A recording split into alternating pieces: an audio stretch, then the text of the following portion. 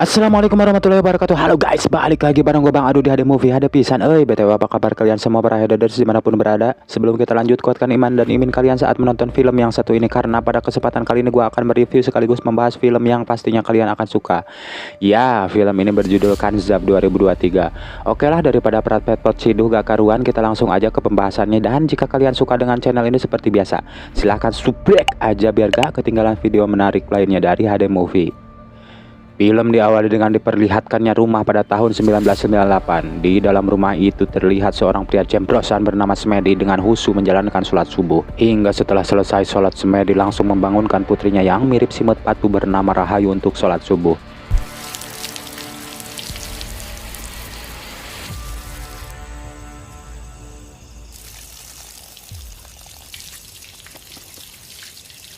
Lantas Rahayu pun kemudian berwudu. Dan ketika ia tengah berwudu, Rahayu merasa ruas kareureunahkeun karena saliwat ia melihat bayangan aneh di halaman rumahnya. Apakah itu jurig ataukah begig?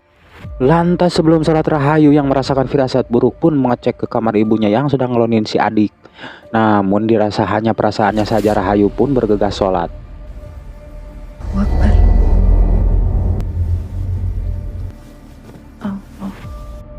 Dikira setan, ternyata manusia bertopeng monyet lengkap dengan rompi anti beludru berhasil menyusup ke dalam rumah. Jelas saja Rahayu yang merasakan firasat buruk terlihat tergesa-gesa dan tidak khusyuk. Allahu Akbar, Allahu Akbar. Assalamualaikum warahmatullahi. Betapa kagetnya Rahayu saat melihat ayahnya dikeroyok dua orang yang mirip topeng monyet. Seakan mengalami mimpi buruk, Rahayu melihat si ayah dihabisi di depan matanya.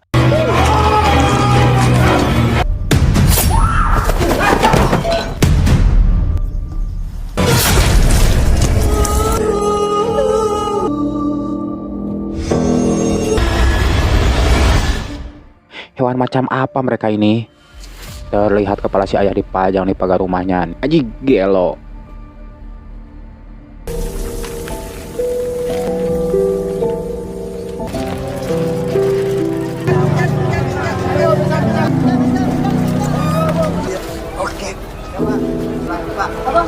Permisi.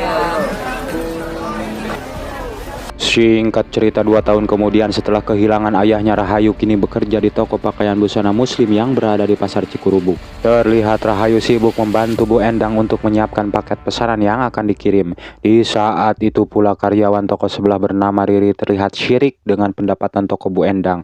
Ia pun menyindir Bu Endang memakai penglaris lewat perantara Rahayu.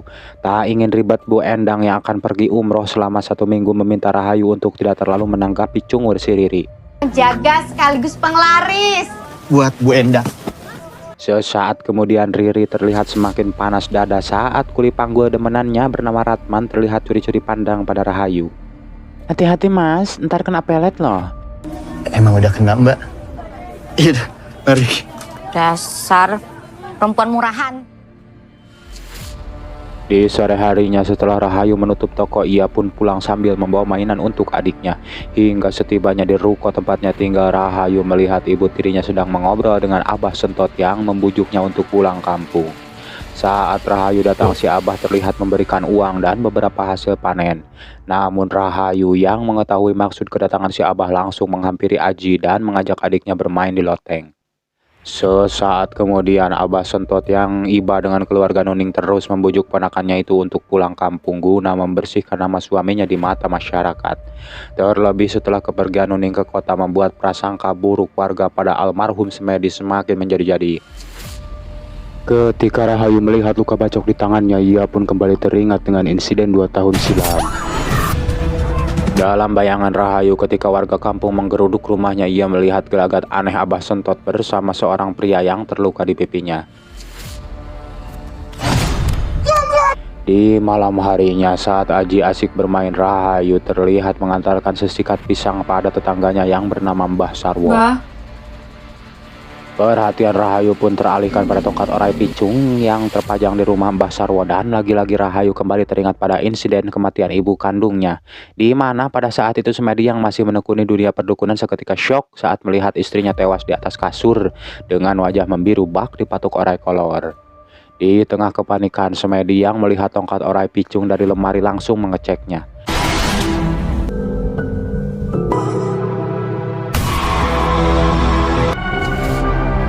Rupanya ibu kandung Rahayu tewas setelah terpatuk oleh jelmaan tongkat keramat Orai Picung. Sesaat kemudian, Rahayu tersadar saat Mbah Sarwo menghampirinya. Melihat Rahayu terus memandangi tongkat tersebut, Mbah Sarwo berkata jika Semedi memberikan amanat untuk menjaga tongkat tersebut agar insiden yang ibu kandung Rahayu alami tidak kembali terulang. Mendengar hal itu, Rahayu yang trauma langsung beranjak pergi. Namun Mbah Sarwo langsung menyusul Rahayu dan mengatakan jika kedatangan Mbah Sentot ke sini adalah untuk menjual ruko peninggalan ayah Rahayu. Sarwo pun merasa jika Sentot ingin menguasai semua harta peninggalan ayah Rahayu. Namun seandainya ruko ini terjual, Sarwo menyarankan Rahayu untuk pindah ke rumah lamanya yang kini dijadikan musola, tepatnya berada di belakang pasar.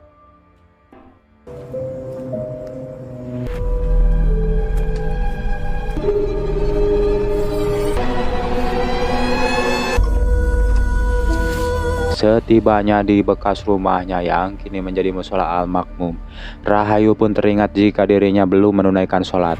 Sementara itu di dalam musola Samsul yang sedang sholat tiba-tiba mengalami godaan setan yang terkutuk. Bismillahirrahmanirrahim. Mendengar bacaan Samsul dikeraskan, Rahayu pun merasa jika Samsul sedang melaksanakan sholat berjamaah. Siratal muslim. Inna a'tayna bika wanhar. Allahu Akbar. Allahu Akbar.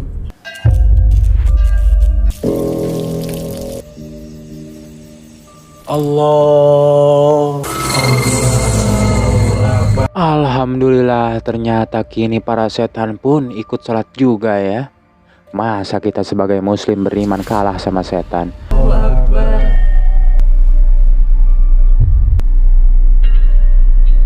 Warahmatullah. Assalamualaikum warahmatullahi.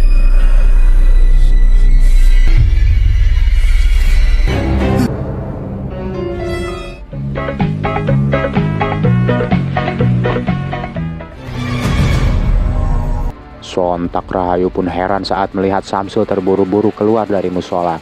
Ia pun merasa jika Samsul sedang kebelet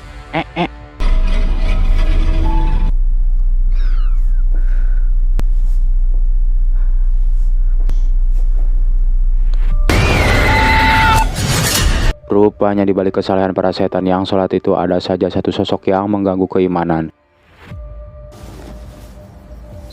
Allahu Akbar, Allahu Akbar, Allahu Akbar, Allahu. Saat Rahayu sedang menunaikan sholatnya pada rakaat kedua, tiba-tiba Rahayu mendengar suara-suara yang ikut berjamaah. Meski godaan semakin menjadi-jadi, Rahayu yang lebih takut kepada Allah berusaha untuk menuntaskan sholatnya. Allahu Akbar, Allahu Akbar, Akbar.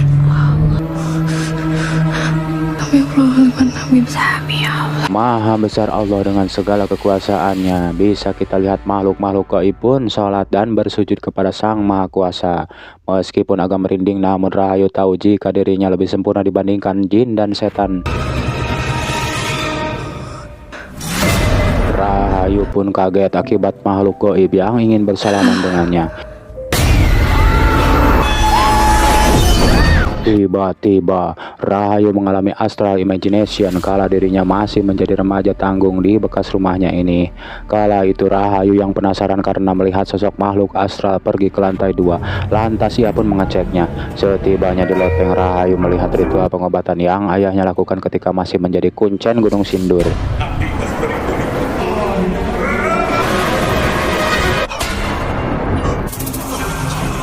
Bagaikan seorang paranoid, si ayah pun mengeluarkan jurus Orai Picung untuk menyembuhkan pasiennya.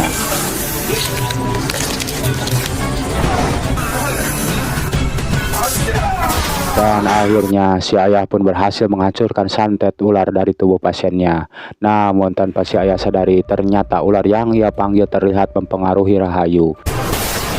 Untung saja si ayah berhasil merubah ular itu menjadi tongkat yang telah menghabisi ibu kandung Rahayu.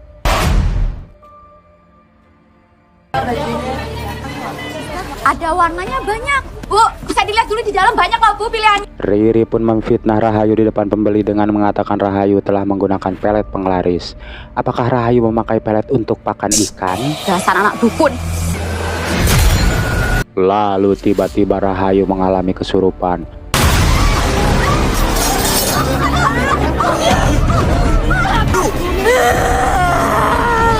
Bismillahirrahmanirrahim.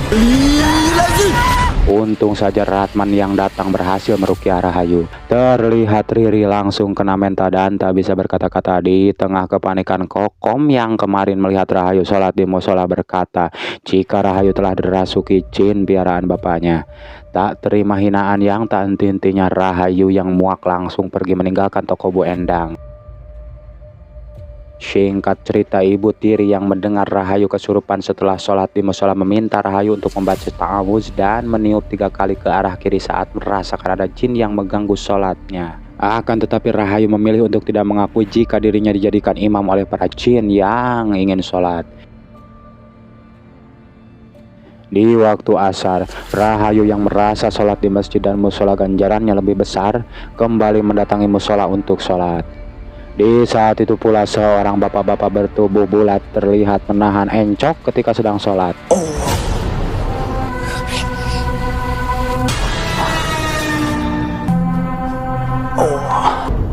Astagfirullah. Dan kini mata batin Rahayu sudah terbuka. Ia melihat seorang bocil yang kangen kepada ayahnya saat masih belajar sholat. Sesaat kemudian Rahayu pun menunaikan sholat asar. Allah Akbar. Allah Akbar. Allah.